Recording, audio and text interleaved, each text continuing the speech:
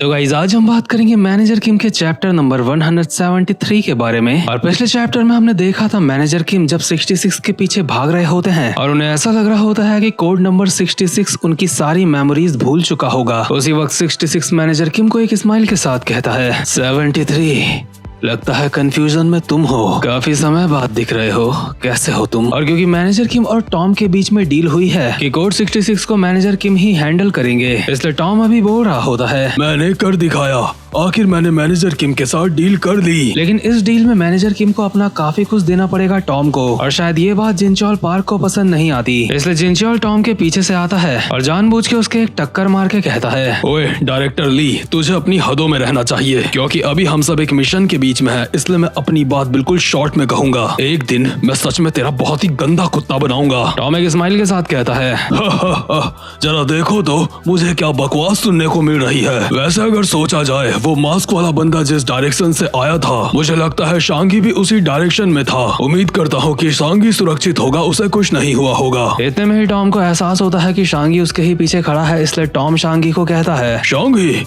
तुम कहीं तुम्हें चोट तो नहीं लगी? तुमने एक काफी ताकतवर हरामजादे से फाइट करी है, लेकिन तुम्हें देख के लगता है तुम्हें इतनी भी ज्यादा चोटें नहीं आई हैं। चलो शुक्र है कि तुम बिल्कुल ठीक। टॉम के इतना कहते ही शांगी टॉम के ऊपर ही हमला कर देता है। वहीं दूसरी तरफ जिनचोल जो आराम से अपनी जगह पे खड़ा होता है, मैनेजर नैम भी उसके बगल से आके अचानक से जिनचोल के ऊपर ही हमला कर देता है। आखिर ये लोग अपने ही लोगों के ऊपर अटैक क्यों कर रहे हैं, यहाँ पे इस चीज का अभी तक कोई क्लियरिफिकेशन नहीं है। लेकिन वहीं दूसरी तरफ मैनेजर किम 66 को कहते हैं हैरान होके क्या अभी तुमने क्या कहा? कोड 66 कहता है 73 काफी समय बाद मिल रहे हो, कैसे हो तुम? खैर वो सब छोड़ो, क्या तुम चुपचाप से यहाँ पे मर नहीं सकते? मैनेजर किम को समझ नहीं आ रहा होता है कि कोड 66 सब कुछ याद होने के बावजूद भी मैनेजर किम को ये सब कुछ क्यों कह रहा है। लेकिन इतने में ही 66 मैनेजर किम की छाती पे एक लात मार के मैनेजर किम को दूर फेंक देता है। वहीं दूसरी तरफ ब्लैक मार्केट का जो कोड नेम एम होता है, उसने जिनचोल लोगों के ड्रोन्स को हैक कर लिया होता है ताकि उन ड्रोन से पूरी दुनिया में लाइव स्ट्रीमिंग ना हो पाए। और अभी ड्रोन से जितनी भी लाइव स्ट्रीमिंग चल रही है, एम उन्हें जल्दी से जल्दी खत्म करने की कोशिश कर रहा होता है। वहीं दूसरी तरफ मैनेजर किम 66 की लात खा के वापस से उठ चुके होते हैं और उसको कहते हैं तुम्हारा फाइटिंग स्टाइल और जैसे तुम दिखते हो और जैसी तुम्हारी आवाज है, साथ में तुम्हारा एक नकली पैर, मुझे ये सारी चीजें यही बता रही हैं कि तुम ही कोड 66 हो। 66 मेरे दोस्त, मैंने तुम्हें सच में मिस करा। लेकिन 66 मैनेजर किम की एक भी नहीं सुनता और वो मैनेजर किम के ऊपर लगातार हमले कर देता है। मैनेजर किम सिर्फ अपने डिफेंस में हमला करते हुए कहते हैं क्या हमें इस तरीके से फाइट करना जरूरी है? हम दोनों एक दूसरे को अच्छी तरीके से जानते हैं, हम दोनों पहले साथ में रहा करते थे, हम साथ में खाते थे, साथ में ट्रेनिंग करते थे, साथ में सोते थे, हम दोनों एक ही जगह पे रहते थे भाइयों की तरह।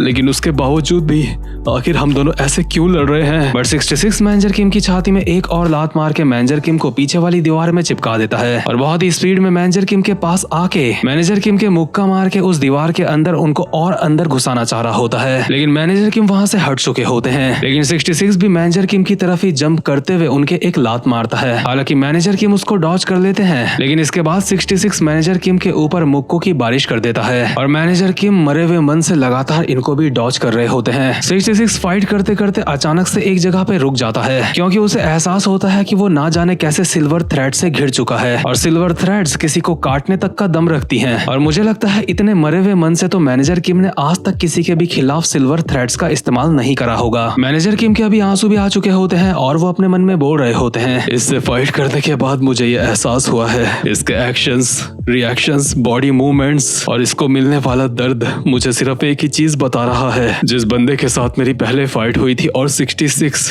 इनकी मेमोरीज गायब नहीं हुई हैं। अगर इन लोगों ने कुछ खोया है तो वो है इमोशंस। हमारे साथ जो कुछ भी होता है इमोशन उस हिसाब से बदलते हैं, लेकिन एक अशासन को अपने इमोशंस में नहीं बहना चाहिए, क्योंकि अगर वो कुछ इमोशंस के साथ अपना मिशन करेंगे तो उन्हें पछतावा हो सकता है, उन्हें अपने ऊपर रिग्रेट हो सकता है। कोड 66 के अंदर अब इमोशंस मौजूद नहीं है, क्योंकि इमोशंस उसके काम में वीकनेस बन सकते हैं। इसका मतलब जो भी शब्द अभी उसके मुंह से निकले थे उनका कोई भी मतलब नहीं बनता, वो बस बिना इमोशंस के उन शब्दों को बोल रहा है जो उसकी मेमोरी के अंदर हैं। लेकिन कोड 66 अभी खाली शेल की तरह है। मैनेजर किम उदास होकर यही सारी बातें सोच रहे होते हैं। इतने में ही 66 मौका देख के घुमा के मैनेजर किम के मुंह पे एक लात मारता है। हालांकि मैनेजर किम उसको डॉज कर लेते हैं और कहते हैं आखिर तुम्हारे साथ ये क्या हुआ है? तुम्हारे साथ ये किसने करा? क्या ये तुम्हारे साथ ब्लैक मार्केट ने करा है या फिर तुम्हारी ये अपनी मर्जी थी? क्या तुम्हारे अंदर और कोई सेंसेस बचे हुए हैं? इतने में ही शॉकिंगली लगातार लगातार मैनेजर किम के साथ फाइट करते हुए 66 कहता है, तुमने बिल्कुल सही कहा 73, मुझे भी तुम्हारी काफी याद आई थी, लेकिन अभी हम लोग अपनी जिंदगी के बहुत ही मुश्किल दौर पे मिल रहे हैं, लेकिन तुम्हारे साथ बिताया हुआ हर एक पल काफी ज्यादा अच्छा था। मुझे खुशी है कि हम दोनों साथ में मिशन में जाया करते थे। लेकिन 66 ये सारी बातें भी मैनेजर किम को उसकी ब्रेन मेमोरी के हिसाब से दे रहा होता है। इन शब्दों के पीछे उसके पास कोई इमोशन नहीं होते उसके अभी, और मैनेजर किम को भी इस बात का अंदाजा तो हो ही चुका होता है। फाइट करते करते मैनेजर किम की आंखों से आंसू आ रहे होते हैं और बहुत ही सैडनेस के साथ मैनेजर किम अपनी आंखें बंद करते हैं और उसी एक पल में मैनेजर किम के खतरनाक सी लात पड़ती है और वो सीधा दीवार में जाके चिपकते हैं और 66 दोबारा से भागता हुआ आता है मैनेजर किम की तरफ और मैनेजर किम उसको कहते हैं, तुम्हें पता है हम लोग अब बड़े हो चुके हैं, हम लोग इस तरीके से आपस में लड़के अपना समय बर्बाद कर रहे हैं। ऐसी बहुत सारी बातें हैं जिनको करने का हमें कभी मौका ही नहीं मिल पाया, इसलिए मेरे दोस्त हमें ये फालतू का लड़ाई झगड़ा छोड़ देना चाहिए,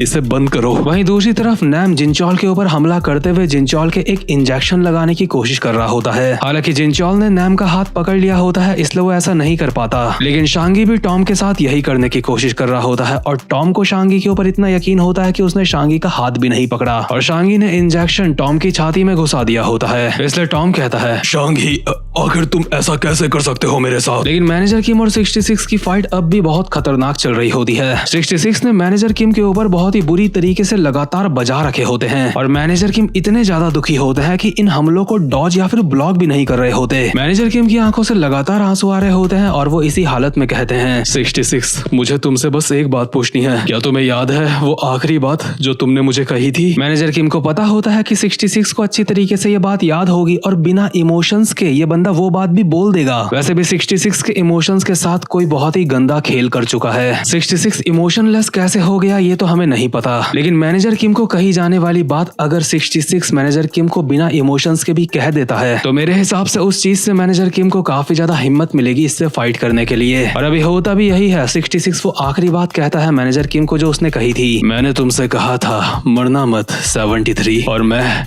ये पहली और आखिरी चीज तुमसे मांग रहा हूँ। रेडियो में जो बकवास सुनाई दे रही है उसे मत सुनो, चाहे कुछ भी हो जाए तुम्हें यहाँ से जिंदा बाहर निकलना है। यही सारी बातें बोलते हुए 66 लगातार मैनेजर किम के ऊपर हमले कर रहा होता है और मैनेजर किम की आंखों से दोबारा से आंसू बहने लगते हैं और भी ज्यादा, क्योंकि मैनेजर किम ने इन शब्दों के ही पीछे अपनी पूरी जिंदगी जी ली होती है। इन्हीं शब्दों की वजह से मैनेजर किम आज तक इतनी मेहनत कर रहे थे, इतने मिशंस को बहुत मेहनत से कर रहे थे ताकि वो मरे ना, बट साथ ही साथ में मैनेजर किम के शरीर में अभी 66 के जूते में लगे हुए चाकू से काफी सारे कट्स भी पड़ रहे होते हैं। बट इसके बावजूद भी मैनेजर किम अपने मन में कहते हैं, इन शब्दों के लिए तुम्हारा बहुत बहुत शुक्रिया मेरे दोस्त, तुम्हारे इन शब्दों के पीछे ही मेरी पूरी जिंदगी खड़ी थी आज तक, लेकिन अब तुम वो इंसान नहीं रहे जो पहले हुआ करते थे। मैनेजर किम का यहाँ पे मार मार के कुत्ता बन चुका होता है, लेकिन उन्हें परवाह नहीं है। वो अब भी रोते रोते 66 को कहते हैं, 66 तुम पहले से काफी बेहतर हो चुके हो। तुम्हारे जूते के आगे जो ब्लेड लगा है उसे इस्तेमाल करना एक काफी अच्छी स्ट्रेटजी है। तुमने जो अपना एक पैर गंवाया है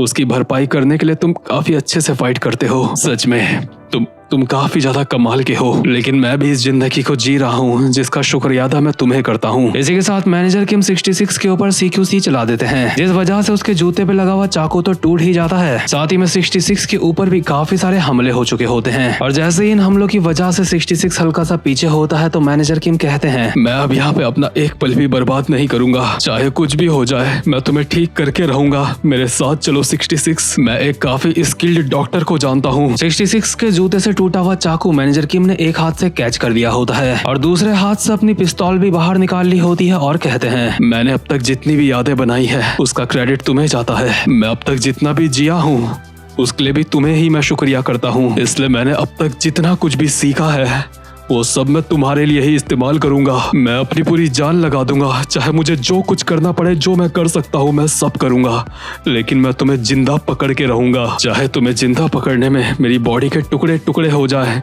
मैं हार नहीं मानूंगा। और सच में मैनेजर किम अभी अपने सीरियस मोड में आ चुके हैं और ऐसा बहुत कम होता है और मेरे हिसाब से तो शायद ऐसा पहली बार हो रहा है। आपको बता दूं मैनेजर किम के पास गन हमेशा होती है, लेकिन आज पहली बार किसी निहत्थे बंदे से फाइट करने के लिए मैनेजर किम ने अपनी गन बाहर निकाल ली है और दूसरे हाथ में चाकू है। और भाई लोग, जब मैनेजर किम का चाकू और गन के साथ CQC चलता है तो उस वक्त होता है मौत का नंगा नाच। और 66 कोई मामूली बंदा नहीं है, इसलिए उसे रोकने के लिए मैनेजर किम को ऐसा करना पड़ेगा। इसके बाद हम देखते हैं एक प्लेन का सीन जहाँ पे एक लड़की दूसरे बंदे को बोल रही होती है, बॉस हम लगभग कोरिया पहुंच चुके हैं। इस लड़की का बॉस कहता है, MM इसमें काफी ज्यादा समय लग रहा है। काफी अजीब बात है, क्लोजर अपना काम पूरा करने में इतनी देर नहीं लगाता। क्या मुझे वहाँ पे खुद जाने की जरूरत है? सर, जैसा आपको अच्छा लगे आप वैसा कर सकते हैं, क्योंकि आपके सिर्फ एक इशारे पे हम लोग कुछ भी करने के लिए तैयार हैं। जैसा आप चाहोगे चीजें बिल्कुल वैसे ही होंगी। Number 1, the real owner of the underworld. और भाई लोग, ये जो बंदा है इसका कोड नेम है किंग, और ये पूरे के पूरे अंडरवर्ल्ड का असली किंग है। मतलब इस बंदे की ताकत का अंदाजा आप लोग इसी बात से लगा लो कि कोड 66 इसकी गैंग में इसके अंडर में काम कर रहा है, तो ये बंदा क्या चीज होगा। मतलब ये बंदा पूरी दुनिया के अंडरवर्ल्ड का किंग है। जरा सोच के देखो, ये बात छोटी नहीं है। मतलब यार सच में मजा ही आ गया। मैनेजर किम में ना सच बताऊं लुकिसम से ज्यादा मजा आ रहा है आजकल मुझे। चीजें इतनी इंटेंस होती जा रही है कि मन कर रहा था कि इससे आगे और भी चैप्टर्स आ चुके होते तो कितना अच्छा होता। मतलब इससे आगे चैप्टर्स आ तो चुके हैं लेकिन ज्यादा नहीं, अभी इससे आगे सिर्फ एक ही चैप्टर आया है। बट यहाँ पे सारे के सारे एक्सप्लेन करे जाएंगे, इसलिए चैनल को सब्सक्राइब और वीडियो को लाइक जरूर से कर लेना। और अब मैं मिलूंगा आपसे अपनी नेक्स्ट वीडियो में, तब तक के लिए गुड बाय।